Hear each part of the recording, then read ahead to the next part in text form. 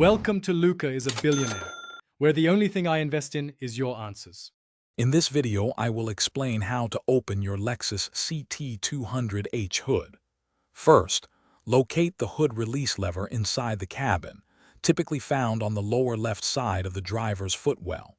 Pull this lever firmly towards you until you hear a click, which indicates the primary latch has disengaged. Now, you can move to the front of your vehicle to complete the process.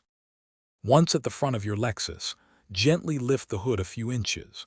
Reach your hand under the front edge near the center to locate the secondary safety latch. This latch is designed to prevent the hood from flying open accidentally. Depending on your model, you will either push a small lever to the side or pull a tab upwards to release it. With the secondary latch released, you can now fully lift the hood. It should open smoothly and easily. Next, locate the hood prop rod, which is usually clipped to the underside of the hood or near the engine bay. Carefully remove the prop rod and insert its end into the designated slot on the underside of the hood to hold it securely open. To close the hood, first remove the prop rod from its support slot and secure it back in its original position.